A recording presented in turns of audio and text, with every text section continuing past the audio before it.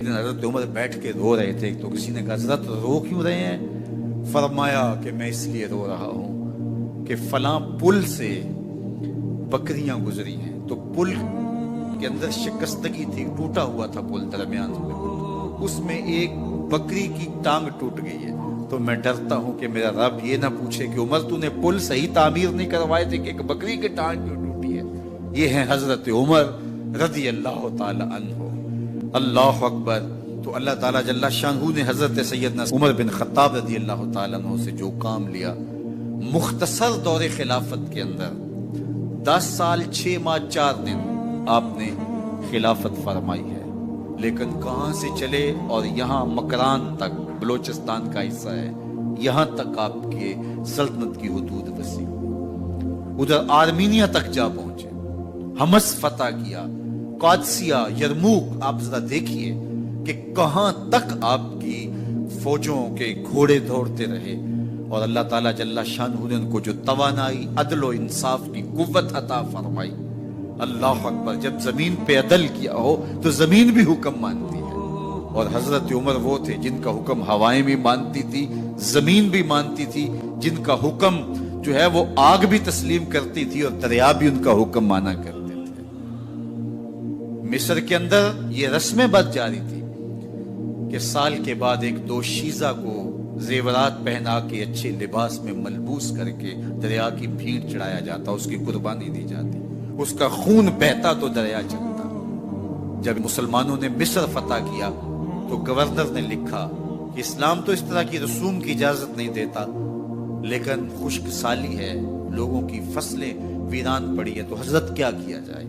تو حضرت عمر رضی اللہ تعالیٰ عنہ کاغذ کے ٹکڑے پہ لکھتے ہیں بسم اللہ الرحمن الرحیم، مصر کے نیل کی جانب عمر کا خط لکھتے ہیں، اے نیل اگر تو اللہ کے حکم سے چلا کرتا ہے تو چل، ورنہ ہمیں تیرے چلنے کی کوئی حاجت نہیں ہے۔ اور قاصد کو کہا یہ خط لے جاؤ اور جا کے دریائے نیل میں پھینک دو۔ قاصد جا کے خط دریائے نیل میں پھینک دیتا ہے، پانی آتا ہے، ایسا دریائے نیل چلا، 14 صدیاں ہوئی ہیں آج تک کبھی بند ہی نہیں ہوا۔ دریا حکم مانتے، آگ نکلتی ہے۔ لوگ حضرت عمر رضی اللہ تعالی عنہ کے پاس آئے، حضرت لاوا پھوٹا ہے، آگ نکل رہی ہے اور مدینے کی طرف بڑھ رہی ہے، اب کیا کیا جائے؟ فائر بریگیڈ تو زمانے میں تھی نہیں۔ عمر نے اپنی قمیض اتاری، جس قمیض پہ 17 پیوند لگے ہوئے تھے چمڑے کے، کہا یہ قمیض لے جاؤ، جدھر آگ بڑھ رہی ہے آگے ڈھالنا، آگ پیچھے بھاگ جائے گی۔ زلزلہ آتا ہے تو زمین پہ دہرا مارتے ہیں، زمین رک جا، کیا عمر نے تیری چھاتی پہ عدل نہیں کیا ہے؟ تو یہ عمر ہیں رضی اللہ تعالی عنہ کہ جن کے انصاف کی وجہ سے، جن کے عدل کی وجہ سے اللہ تعالیٰ کی رحمات، اس کی برکات کا نزول ہوتا تھا، اور اللہ تعالیٰ نے مسلمانوں کو وہ آبرو مند حکومت دی۔ کائنات کی تاریخ کے اندر ایسی حکومت آپ نے نہیں دیکھی ہوگی جو حضرت عمر نے حکومت کی ہے۔ اللہ اکبر۔ فرمایا فرات کے کنارے پہ ایک کتا بھی پیاسا مر گیا تو اس کا حساب بھی عمر سے ہوگا۔ باہر سے سفیر آتا ہے اور آ کے پوچھتا ہے کہ میں امیر المومنین کے، مسلمانوں کے حکمران کے محل میں جانا ہے، تو مسکرا کے کہتے ہیں ہمارے امیر کا تو کوئی محل نہیں ہے۔ کہا کہاں ہے تمہارا امیر؟